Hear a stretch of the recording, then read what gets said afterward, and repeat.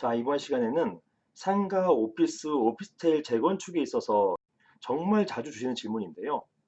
즉, 상가, 오피스텔 재건축에 있어서 조합원 명의 변경 시기 또는 양도 가능 시기 여기에 대해서 한번 살펴보도록 하겠습니다.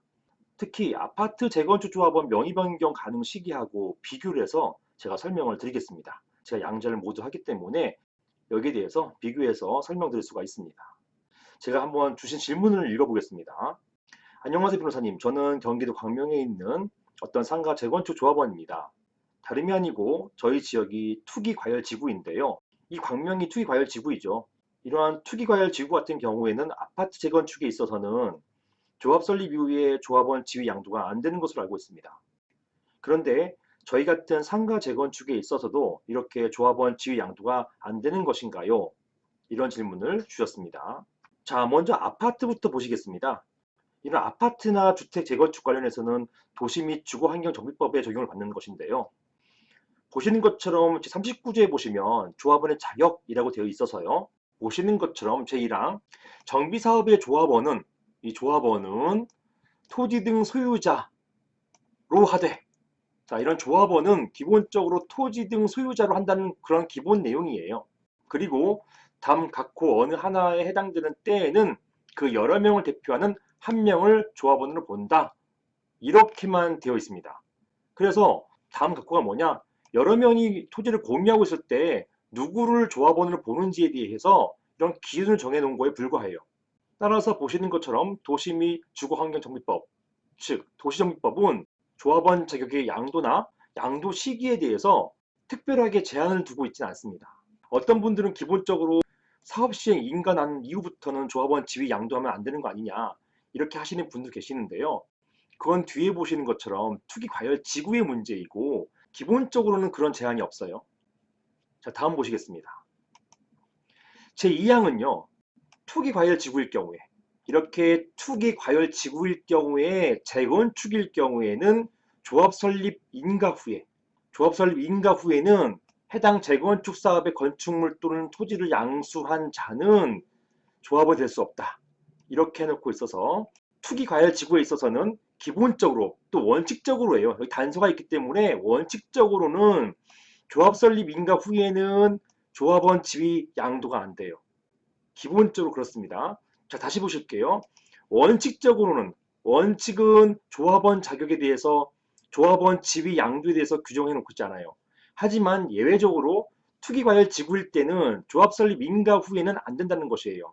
조합원 지위 양도 안 된다는 것입니다. 제가 재건축 사업만 얘기했어요. 재개발 사업 같은 경우는 관리처분 계획 인가 후에요. 이거 혼동하시면 안 됩니다. 여기에 예외가 또 있어요. 또 예외가 있는데 그 예외는 자, 보시는 것처럼 예외가 뭐냐? 여기 아까 예외가 있는데 다음 각호의 경우에는 그러하지 아니하다라고 되어 있어서 예외입니다. 무슨 말입니까? 이거는 조합 설립 이후에도 조합원 집이 양도 양수할 수 있다는 얘기죠. 어떤 경우냐면 1세대 1주택자로서 양도하는 주택에 대한 소유기간 및 거주기간이 대통령령으로 정하는 기간. 자, 보시는 것처럼 언제냐면 소유기간 10년이고 거주기간 5년이에요. 이렇게 나와 있습니다. 소유기간 10년과 거주기간 5년 이상인 경우, 그리고요, 그 밖에 불가피한 사정으로 양도한 경우로서 대통령령이 정하는 경우. 자, 이 경우는요, 어떤 경우냐? 시행령이죠. 도시정비법 시행령. 어떤 경우냐? 조합 설립 인가일로부터 3년 이상 사업 시행인가 신청이 없는 경우, 그리고 이 경우에 건축물을 3년 이상 계속 소유하고 있는 이런 경우, 그 다음에 사업계획 인가일로부터 3년 이내에 착공하지 못한 경우, 이 경우를 말하는 것입니다. 요거 때문에 이제 이런 얘기가 나오는 거예요. 아, 사업 시행 인가일로부터 3년 이내에 착공하지 못한 경우에는 양도할 수 있으니 사업 시행 인가일까지 조합원 지위가 픽스되는구나. 이렇게 생각하시는 분도 있는 것입니다.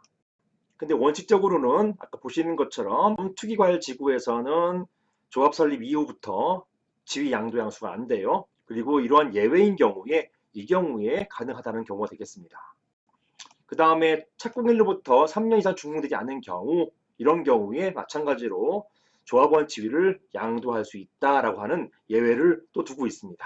그러니까 대원칙은 이런 제한이 없어요. 하지만 투기과열 지구일 경우에는 제한이 있어요. 이는 양도 양수에 있어서 조합 설립 인가 이후에는 안 된다. 하지만 여기에 대한 또 예외가 있는 것입니다. 즉 허용해주는 예외가 있으니 그 예외가 제가 말씀드린 이 시행령에 나와 있는 이런 예외들이 되겠습니다. 자, 집합 건물의 재건축에 있어서 조합원 자격의 이전 가능성, 양도 시기에 대해서 구체적인 기준에 대해서는 법이 규정하고 있지 않습니다. 아파트, 주택 재건축의 경우에 있어서도 투기 과열 지구가 아니라면 원칙적으로 그 기준을 정하고 있지 않습니다. 이에 대해서 법원은요, 대법원입니다. 대법원은 조합원은 설립 인가시를 기준으로 해서 법 그리고 정관의 규정에 의해서 확정되고, 자, 보시는 것처럼 법이 아까 특별하게 없었기 때문에 결국 뭐예요? 정관이에요, 정관. 정관에 따라서 확정된다는 얘기예요. 무엇이요? 조합원의 지위나 그 지위의 양도입니다. 그 후에 동조합원 지위의 양도 등의 사유가 발생한 경우에는, 자, 보세요. 또 이렇게 나옵니다. 정관이 정하는 바에 따라서. 이렇게 정관이 정하는 바에 따라서 결정된다는 것이에요. 무엇이요? 조합원 지위의 양도 양수입니다. 그 범위 내에서만, 즉 정관의 범위 내에서만 조합원의 변경이 가능하다고 보아야 한다. 이렇게 대법원이 판결하고 있습니다. 위와 같은 대법원 판결의 취지는 상가나 오피스텔 재건축의 경우에도 적용될 수 있다고 할 것입니다. 따라서 상가 오피스텔 재건축에 있어서도 조합원 지위 양도는 정관의 정한 바에 따라서 그 시기 및 가부가 정해진다고 할 것입니다. 자, 상가 오피스텔 재건축은 근거 법률이 집합건물법이에요. 이 집합건물법에는 사실 관련된 규정이 없어요. 조합원 지위나 또는 조합원 지위 양도 이런 규정이 전혀 없습니다. 결론적으로 판례나 다른 임금법, 도시정비법 이런 법들을 참고해서 판단해야 되는데요. 마침 대법원 판결에 의하면 이러한 조합원 지위에 관련해서는 정관이 정하는 바에 따라 결정한다라고 되어 있기 때문에 이런 공동주택이 아닌 상가, 오피스텔 재건축에 있어서는 정관의 규정에 따라서 조합원 지위나 이런 지위 양도를 정하시면 되겠습니다. 도시정비법상의 기준에 의거해서 조합원 지위 양도 양수 안 된다? 이거 없다는 것입니다. 이런 정관의 조합원 지위의 양도 양수에 대해서 정하시면 되겠습니다. 실제로 제가 자문하고 있는 재건축 조합에서는요, 거의 재건축 사업 마무리될 때까지 조합원 지위가 계속 바뀌어요. 계속 매도하고 매수합니다.